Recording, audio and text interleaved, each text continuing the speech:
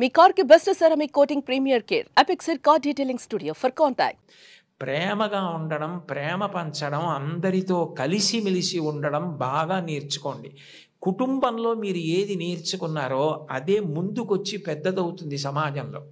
కుటుంబంలో పెద్దవాళ్ళు తల్లిదండ్రులు ఉంటారు, సమానులు ఉంటారు, కింద చెల్లెళ్ళు ఉంటారు, తమ్ముళ్ళు ఉంటారు. మీరు దాన్ని పెంచితే, ఆ గది గోడలు పెంచితే అదే సమాజం.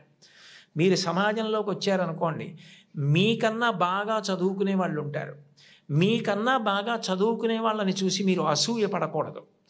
వీళ్ళు ఎంత కష్టపడితే నాకన్నా ఇన్ని మార్కులు సంపాదించగలిగారు, కాబట్టి నేను కూడా కష్టపడతాను, కష్టపడి వీళ్లతో సమాన స్థాయిని పొందుతానని వాళ్ళని గౌరవించడం నేర్చుకోండి.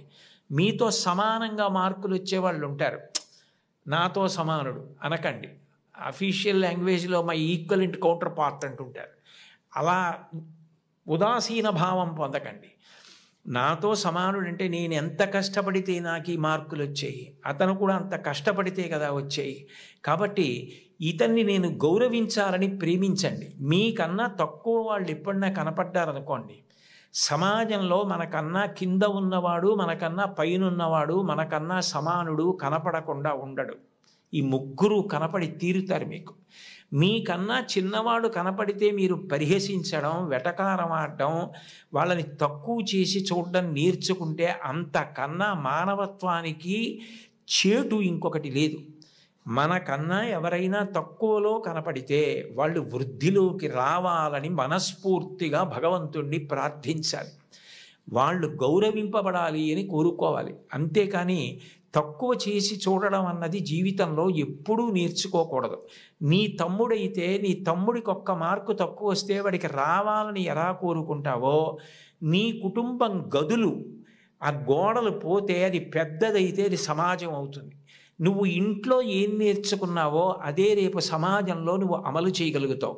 నీ ఇంట నీ తల్లిదండ్రుల్ని గౌరవించడం చేత కాకపోతే నీ గురువుని గౌరవించలేవు, నువ్వు ఎవ్వరినీ గౌరవించలేవు, ఎవ్వరిని గారిని సంబోధించలేవు.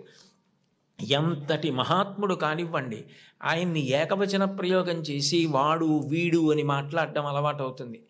మన ఎదురుగుండా ఉన్నారా లేరా అని కాదు, పెద్దల గురించి మాట్లాడేటప్పుడు గౌరవంగా సంబోధించి మాట్లాడడం. పెద్దల పట్ల మాట్లాడేటప్పుడు మనం అనవసరంగా విమర్శించడం మర్యాద కాదు.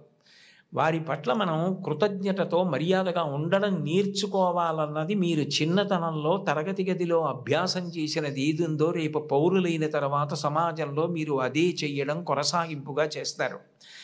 అందుకని మీరు తరగతి గదిని కేవలం పాఠాలు చదువుకోవడానికి మాత్రమే పనికొచ్చేటటువంటి వ్యవస్థగా చూడకండి. సర్వే వేదవిదశూరా, సర్వే లోకహితే రతా, సర్వే జ్ఞానోపసంపన్నా, సర్వే సముదితా గుణై.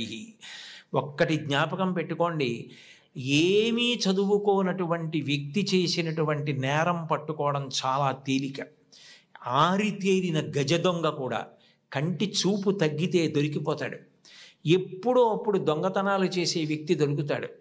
చాలా బాగా చదువుకుని, గొప్ప ఇంజనీరింగ్ చదువుకుని, ఎంతో విద్య వచ్చిన తరువాత తనకొచ్చినటువంటి గొప్ప విద్యని ఆసరాగా చేసుకొని ఇతరులను మోసం చేసి కోట్లు సంపాదించడానికి అలవాటు పడ్డాడనుకోండి, అతను ప్రపంచంలో ఎక్కడెక్కడో దాగి ఏవేవో చేస్తున్నా అతన్ని పట్టుకోవడానికి పోలీస్ వ్యవస్థ అంతా కష్టపడవలసి వస్తుంది. చదువుకున్నవాడి చదువు దేనికి పనికి రావాలి అంటే సమాజాన్ని ఉద్ధరించడానికి పనికి రావాలి. అంతేకాని చదువుకున్న చదువు సమాజాన్ని పాడు చేయడానికి పనికి రాకూడదు. మీరు ఒక కలెక్టర్ అయితే మీరు కలెక్టర్గా గుర్తుండిపోయేటట్టుగా జిల్లాని పరిపాలించగలగాలి. ఒక్కొక్క కలెక్టర్ అలా జ్ఞాపకం ఉండిపోతారు. సందర్భం వచ్చింది కాబట్టి నేను చెప్తున్నాను. కార్తికేయ మిశ్రా గారని మా జిల్లాకి కలెక్టర్గా వచ్చారు. డొక్కా సీతమ్మ గారి విగ్రహం పెడుతూ ఆయన డొక్కా సీతమ్మ గారి గురించి నేను ప్రసంగాలు చేశానని మా ఇంటికి వచ్చారు. మా ఇంటికి వచ్చి ఆయన వచ్చినప్పుడే నేను మంచినీళ్ళు బయట నుంచి కొని తెచ్చుకుంటుంటే ఆయన చూశారు. ఏం గురువుగారు మీకు మంచినీళ్ళు లేవా అని అడిగారు. అడిగితే నేను అన్నాను, అయ్యా మాకు ఇక్కడ మంచినీళ్ళు లేవండి, ఉప్పు నీళ్ళు వస్తాయి, అందుకని మంచినీళ్ళు కొనుక్కుంటూ ఉంటామన్నాను. మీకేనా ఈ ప్రాంతం అంతానా అన్నారు. ఈ ప్రాంతం అంతా మంచినీళ్ళు లేవండి అన్నాను. ఆయన మీరు నమ్మండి నమ్మకపోండి, ఇప్పుడు కార్తికేయ మిశ్రా గారిని పొగిడితే నాకేదో ఆయన పదవి ఇస్తారనడానికి నేను ఉన్న ఉద్యోగమే పదవి విరమణ చేసేసాను, నాకేం దాని మీద ఆశ లేదు. యథార్థం చెప్పాలి కాబట్టి చెప్తున్నాను. ఆయన హతాశులై సోఫాలో వెనక్కి కూర్చుని, నేను జిల్లా కలెక్టర్గా ఉన్న చోట మంచినీళ్ళు లేక ఇంతమంది ఇబ్బంది పడితే నాకు అది అవమానం గురువుగారు, పరమ అవమానం అని వెంటనే ఫోన్ చేసి అధికారులతో మాట్లాడి, మీరు నమ్మండి 10 రోజుల్లో ఇళ్ళకి కాదు కొళాయి వేయించుకోలేని వాళ్ళు నీళ్లు పట్టుకోవడానికి కూడా గొట్టాలు వేయించారు. ఇప్పటికే ఆ ప్రాంతం అంతా కార్తికేయ మిశ్రా గారిని తలుచుకుంటారు. అంటే నువ్వు కలెక్టర్ అయితే అలా పేరు తెచ్చుకోగలగాలి, నువ్వు ఒక డాక్టర్ అయితే అంత గొప్ప పేరు తెచ్చుకోగలగాలి. మా ఊళ్ళో డాక్టర్ ఐవి రావు అని ఒక డాక్టర్ గారు ఉన్నారు. ఆ డాక్టర్ గారిని చూస్తే జబ్బులు తగ్గిపోతాయని తెల్లవారుజామున 4 గంటలకు ఆయన కోసం మంచులో వెళ్ళి నిలబడతారు. ఆయన కూడా అలాగే వైద్యం చేస్తారు. వ్యక్తిగత జీవితమే లేదు. నేను అప్పుడప్పుడు అంటుంటాను, డాక్టర్ గారు మీకు సినిమాలకు వెళ్ళాలని ఉంటుందా అని.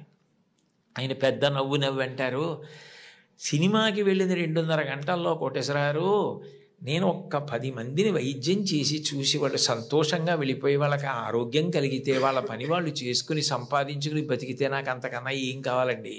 సినిమా ఇచ్చే ఆనందం కన్నా ఈ తృప్తి నాకు ఎక్కువ గురువుగారు, ఇది చదువుకున్న వాడికి అది లేకపోతే అనవసరం అన్నారు. ఒక డాక్టరు తన వృత్తి మీద తానే విసుక్కుంటే అది మనిషి బ్రతకవలసిన విధానం అంటే అది.